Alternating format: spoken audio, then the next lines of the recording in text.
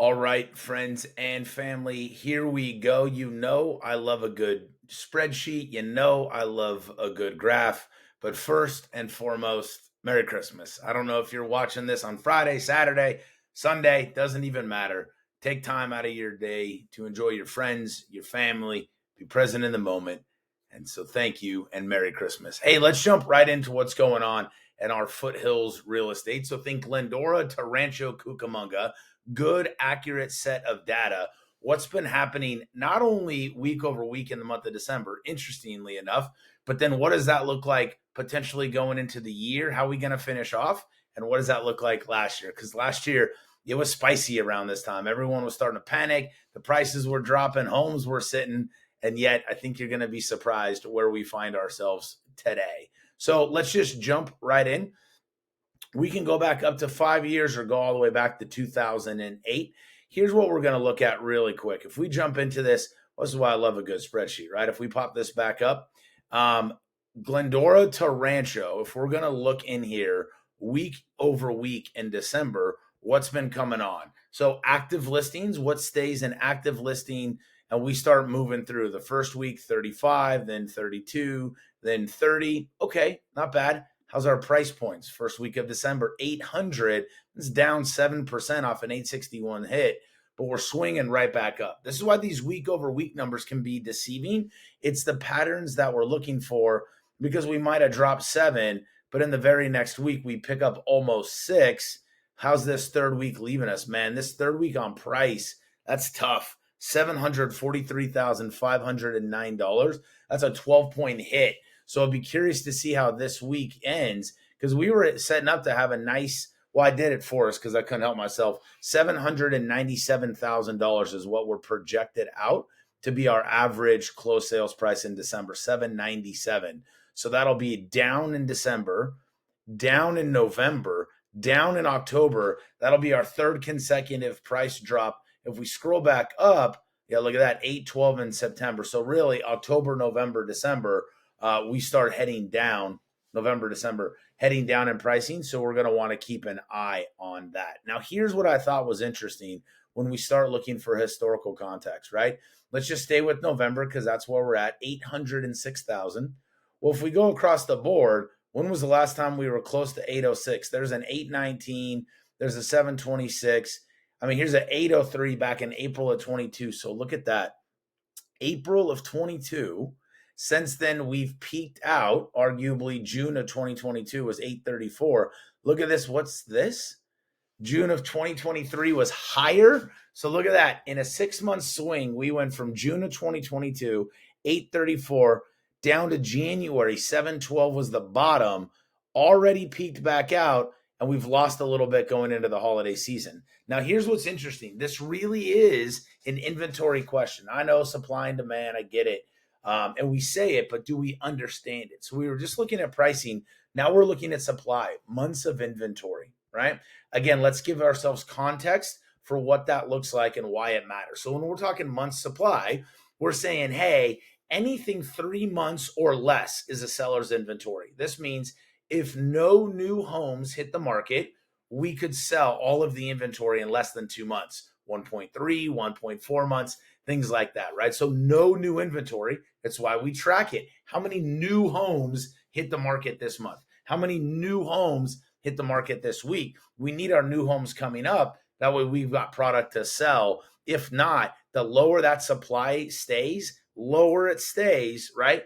Interestingly enough, prices will be here because there's no inventory, supply and demand. Inflation, however, has allowed our inventory to stay low and prices to simmer a little bit. That doesn't normally happen. So check this out.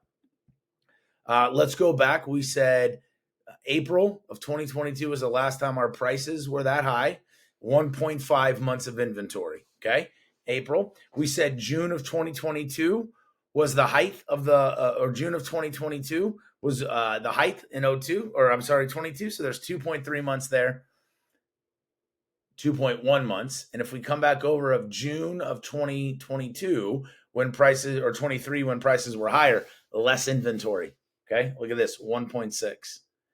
And now here we find ourselves, prices are decreasing. We saw that trend in pricing. which normally means inventory would go up, but inventory is actually going down. These are record. It's not as low here. Look at this. This is record. 1 month, 1.1. This is historic low data. Anything here, see this 3.4 number? That arguably is a seller's market still. 4 months, healthy market. Anything over 4 months, you start moving into a buyer's market. So look at this. Wild. Why do we say this is a good time to sell your house? It's a good time to sell your house because the buyers that are searching for homes in the season are serious qualified buyers. We know that if you're willing to sell your home in the season, you're a very serious seller. And think about getting ready to go into this run.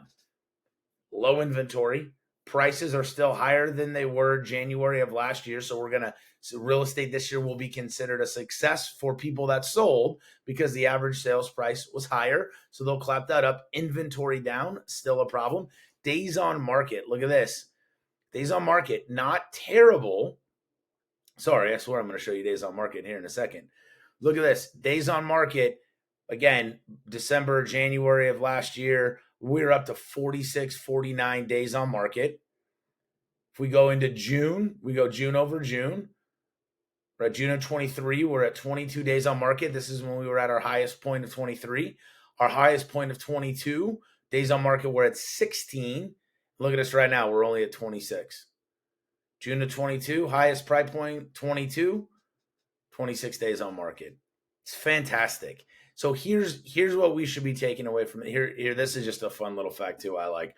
What are people getting right now? They're almost 99.3% of people are getting of price, right? So they're not quite at full price, but it's really close, buyers. So we're going to have to compete. And then watch this. Once they drop, once there's a price reduction, they're getting 100% of the price point. This is a great time to be in the market. What does the market need to be healthy? It needs inventory. That's what it needs. If you're not sure what to do with your home, say you're an adult child, I would be considered an adult child. I'm 45. My parents are older. Let's say something was to happen to them. We needed to put them in some sort of medical care. What would that look like? I then have to decide, do I sell their property? Do I rent their property? What does that look like? Is it in a trust? Is there a tax that's going to get reassessed on it? All of these things you should be asking yourself if you're an adult child taking care of the property, especially in a market like today.